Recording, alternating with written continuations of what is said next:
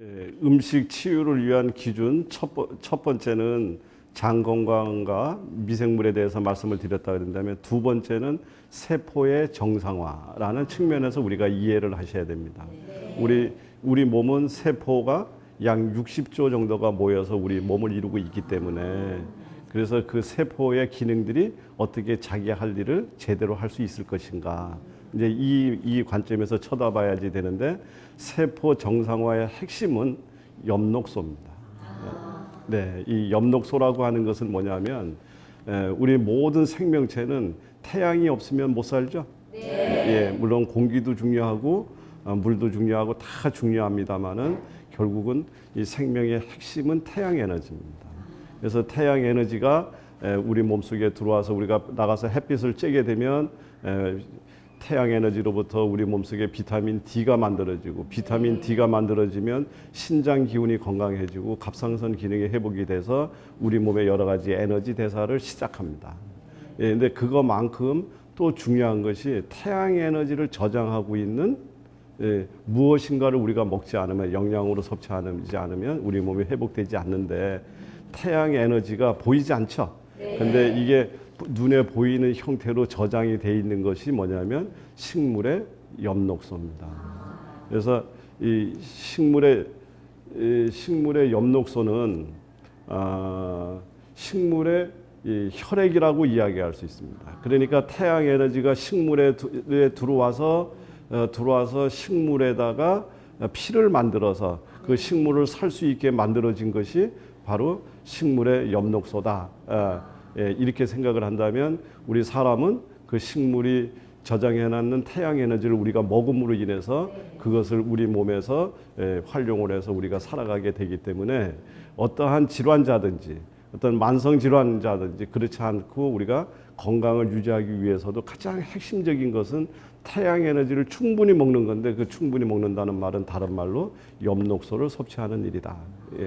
이해되시죠? 예, 정말 중요합니다. 그래서 이 엽록소는 모든 생명체의 생명작용을 유지하는 근본 에너지를 뜻한다. 이 말이 굉장히 간단한 이야기지만 너무나 소중한 이야기입니다. 제가 하나 재밌는 자료를 보여드리겠습니다.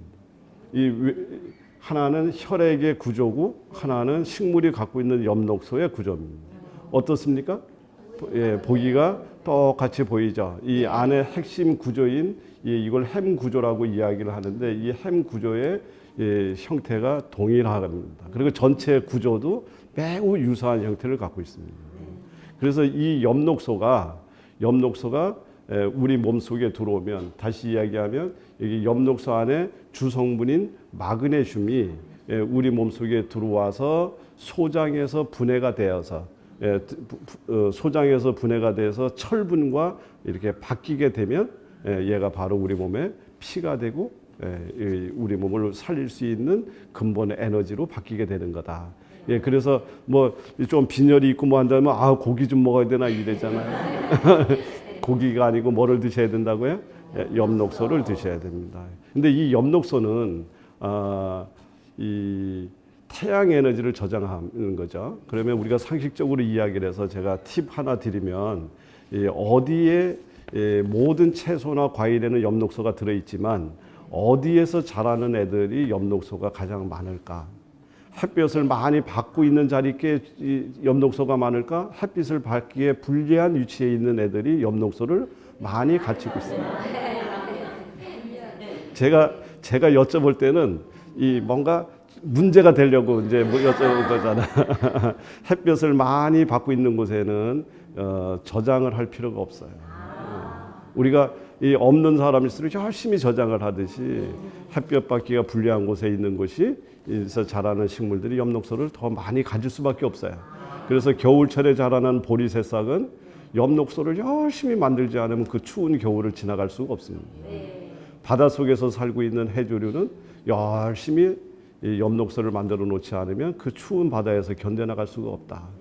그래서 이런 식물들이 같은 것들이라도 더 많이 들어있다. 이거는 그냥 우리 상식선에서 이렇게 알고 가자고요. 그런데 이렇게 중요한 엽록소가 엽록소가 우리가 내가 오늘 엽록소 섭취를 위해서 상추쌈 한번 먹어보자. 그래서 상추를 먹습니다. 우구적 깨물어서 상추를 먹으면 한 20% 이하의 흡수율밖에 되지 않습니다. 얘네들이 그 탄탄한 구조가 장에서 잘 분해가 안 되고 또 흡수율이 떨어져요. 그리고 더더군다나 이 중병을 앓고 있고 오랜 동안 투병 생활을 하신 분들은 소화와 흡수율이 다른 분들보다 더 많이 떨어져 있기 때문에 흡수율이 떨어져 있습니다. 엽록소를 잘 섭취하는 방법은 누구냐면 얘를 분해할 줄 아는 애와 같이 먹어야 됩니다. 그래서 상추를 누구의 도움을 받아야 분해가 된다? 된장입니다. 발효가 이런 네, 그래서 이렇게 중요한 줄 몰랐다 이거죠. 그래서 발효가 된 아이들, 그러니까 발효가 된 음식에 의해서 엽록소는 분해가 되고 활기를 찾기 시작합니다. 예, 그래서 식초가 그렇고 간장이 그렇고 된장이 그래요. 그래서 녹즙을 그냥 드시는 것보다 된장에다가 재웠다가 드시는 것이 훨씬 더 흡수율이 높아집니다. 예, 그리고 식초와 함께 드시는 것이 흡수율이 훨씬 더 높아집니다. 예, 이렇게 해서 상추쌈 두 번째 된장이 들어왔습니다. 근데 이 엽록소 상추 안에는 엽록소만 들어있는 것이 아니라 또 그 안에는 베타카로틴이라든가 여러 가지 지용성 성분이 없이는 흡수가 안 되는 애들이 있어요. 예, 그래서 그것마저도 다 내 걸로 만들어야 되겠다. 예, 그랬을 때 누구의 도움이 필요하냐면 식물성 기름이 들어있는, 그래서 쌀이나 콩이나 올리브유나 참깨나 들깨나 이런 어떤 식물성 기름이 들어있는 지질 생물의 도움을 받았을 때 얘가 완벽하게 흡수가 될 수 있는 조건이 만나는 거예요. 그래서 여기다 밥이나 콩 을 한 숟갈 올려놔야.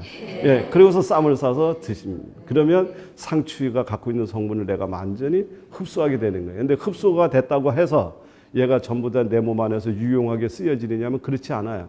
누가 있어야 되냐면 일꾼이 있어야 돼. 예, 일꾼은 누구냐면 여러 가지 일꾼들이 필요하지만 그 중에 대표적인 일꾼이 미네랄입니다. 그래서 미네랄 중에서도 바닷속에서 있는 미네랄이 그 일을 제일 잘해요. 그래서 상추쌈을 해놓고 옆에다 미역국 한 그릇 떠놓고 드시거나 아니면 쌈을 쌀 때 젓갈을 올려놓고 이렇게 해서 드시거나 아니면 파래나 바지락 같은 걸 넣고 끓였는 된장국하고 같이 드셨을 때 비로소 상추가 완벽하게 내 걸로 변한다. 예, 음식이 약이 되게 하려고 그러면 이런 흡수율의 문제를 소홀히 다뤄서는 약이 되지 않아요. 그냥 음식이에요.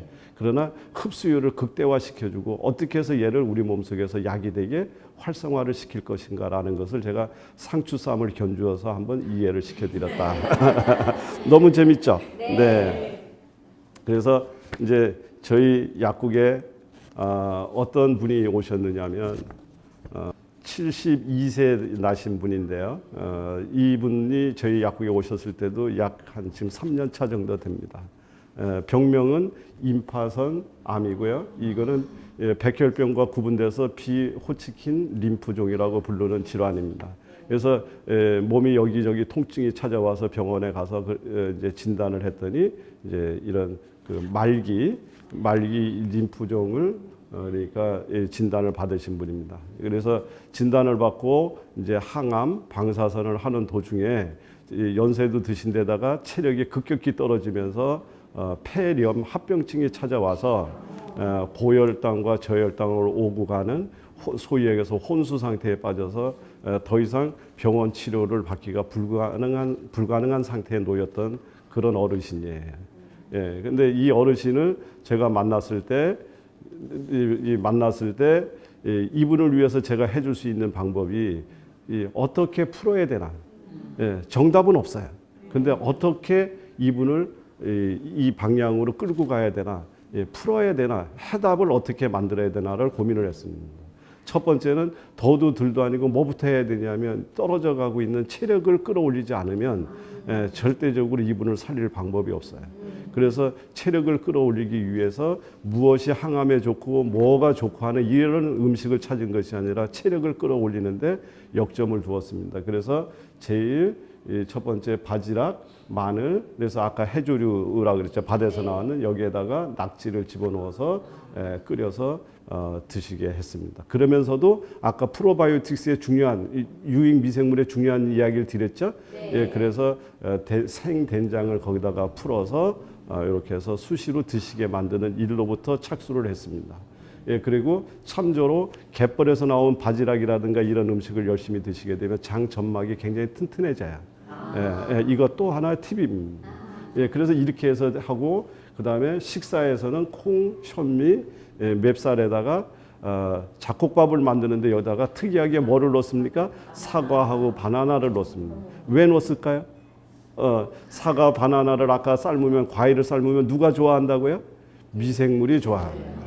그래서 미생물을 살려주기 위해서 사과와 바나나를 집어넣어서 이렇게 밥을 만들어서 항암 도중에 또 방사선 치료를 받으면서 세포가 여러 가지 독소에 의해서 기운을 못 차리고 있는 것을 회복시켜 주기 위해서 이렇게 밥을 만들어 주고요.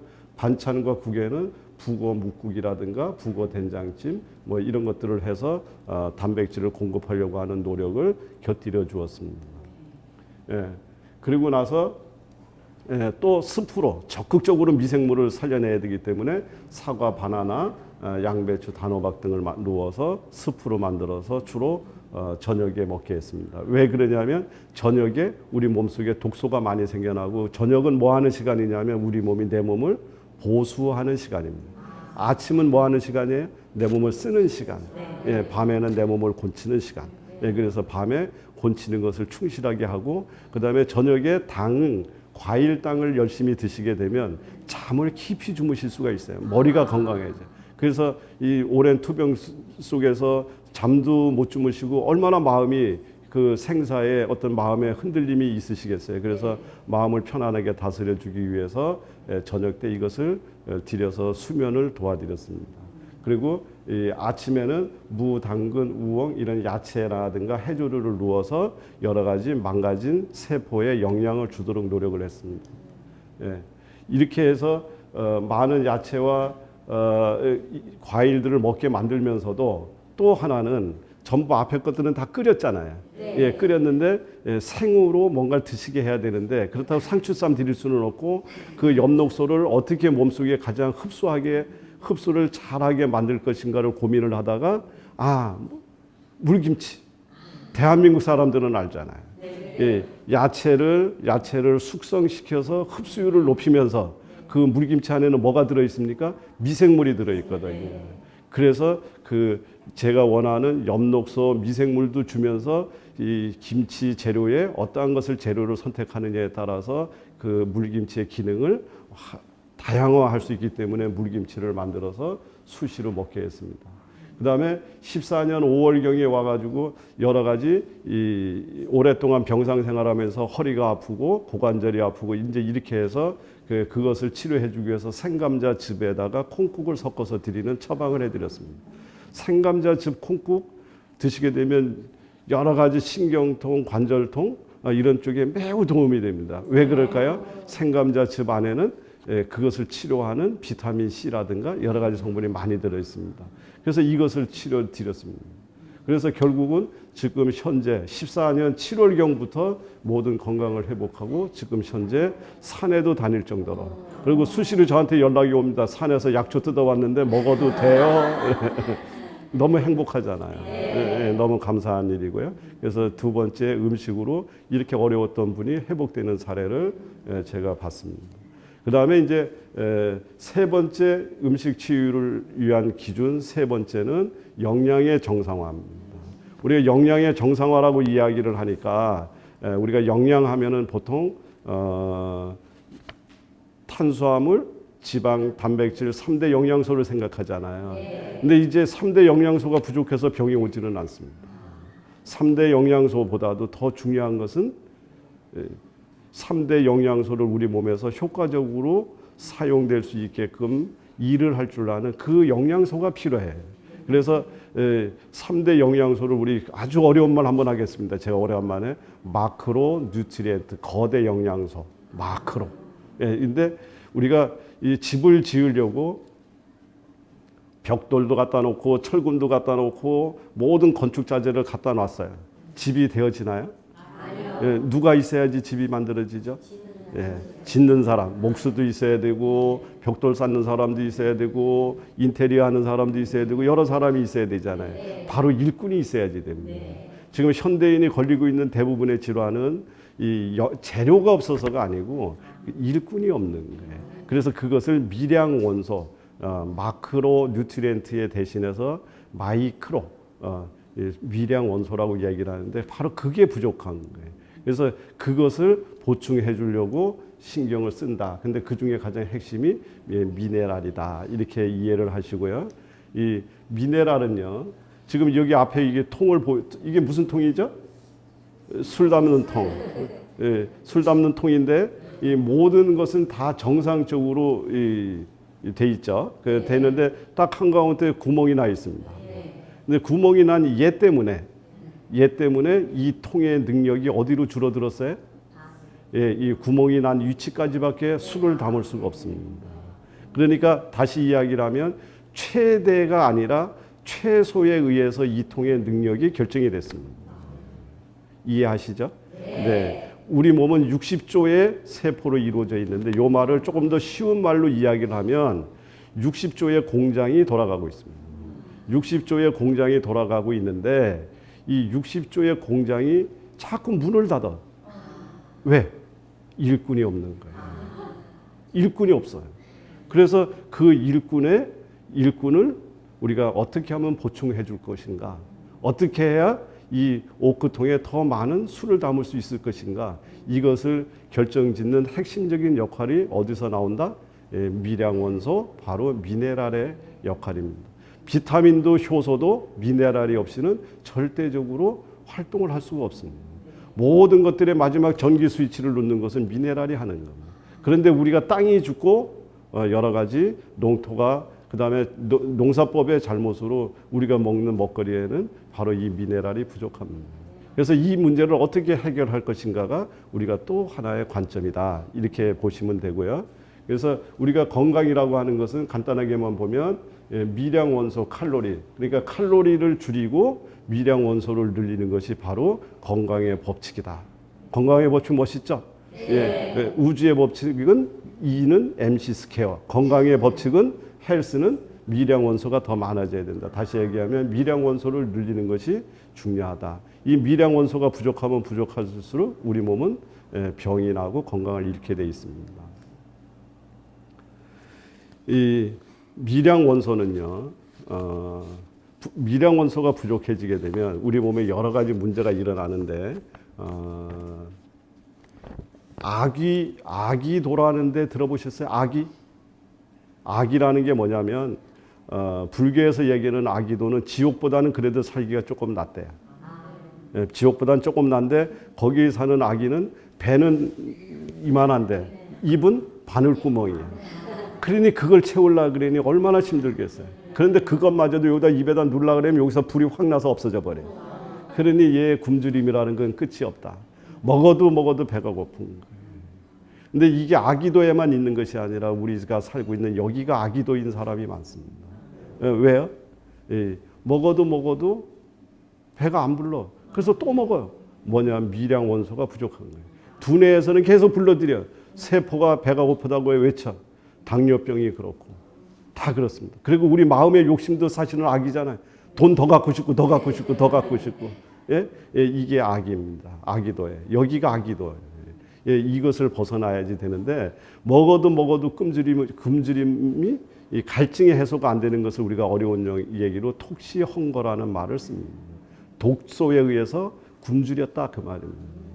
그래서 제가 알고 있는 그 톡시헝거에 시달렸던 어떤 학생은 이 자폐성을 보이는 아이인데 여기는 먹어도 배가 고파요. 예. 그래서 이 아이한테 제가 아까처럼 과일로 만든 거, 그 다음에 미네랄을 공급하고 이렇게 해서 영양을 올바로 세워줬더니 아이가 먹는 것이 줄어들고 그 다음에 건강을 회복해간 이런 것들입니다. 예, 이것을 우리가 미량 원소가 하는 일이다. 이렇게 이야기를 하시면 됩니다. 예, 그 다음에 이제 끝으로 우리가 건강을 회복하기 위해서 음식 치유를 위한 기준 네 번째가 뭐냐면 마음가짐입니다. 이 마음가짐은 질병의 회복을 이게 탄력성을 부여하는 거예요. 내가 무슨 마음을 가졌느냐가 내가 질병을 회복할 수 있다. 좋은 음식을 먹은 것도 중요하지만 탄력을 받아야 될 거 아니에요. 이거는 마음가짐에 달려 있습니다. 우리가 밀가루 반죽을 해서 붕어빵 굽는 기계에다 넣으면 붕어빵이, 국화빵 넣는 기계에다 넣으면 국화빵이 나옵니다. 이 어느 틀에다가 놓느냐에 따라서 빵 모양이 결정이 되죠. 사람의 모양을 결정짓는 틀은 마음입니다. 그래서 오랫동안 같이 생각을 한 부부가 닮아져 있고요. 그래서 마음이라는 건 눈에 보이지 않지만 반드시 육체를 통해서 자기 모습을 드러냅니다. 그래서 질병을 치료하고 계시는 분들은 세포 하나하나가 무슨 마음의 틀 속에 들어가 있는지는 매우 중요한 일이다. 이 마음의 핵심은 바로 이겁니다. 용서하는 마음이 면역이고요. 고운 말을 하고 화 안 내는 것이 면역이에요. 부정하는 마음이 아니라 긍정하는 마음이 면역이고요. 그 다음에 암세포를 이길 것이라고 생각하는 그 공격성이 아니고요. 내 정상세포가 정상 기능을 하고 있다라고 이야기하는 그것이 면역을 올리는 겁니다. 암을 쳐다보고 싸우려고 하는 것이 아니라 내 정상세포가 하루하루 틀리게 회복되고 있다라고 이야기를 하고 믿고 그것을 주문해 오듯이 하는 것이 마음가짐이고 질병을 회복시켜주는 마음가짐이다. 그래서 내 몸과 마음은 매일 새롭게 태어나고 있다. 내 몸과 마음은 반드시 건강을 회복한다. 이렇게 굳게 자꾸 자기 머리에다 세뇌시키고 훈련하는 거예요. 그래서 이렇게 마음가짐이 너무 중요합니다. 여기 이제 결론을 내면 음식은 이제 약이라고 하는 것은 매우 중요하죠. 약이라고 하는 것은 이렇게 떨어져가는 낭떠러지기 위해서 올려주지만 안전한 자리로 끌고 가는 건 음식이 하는 일이다. 그래서 잘못된 음식은 질병을 만들지만 생명이 깃든 음식은 질병의 마침표를 찍는다. 감사합니다.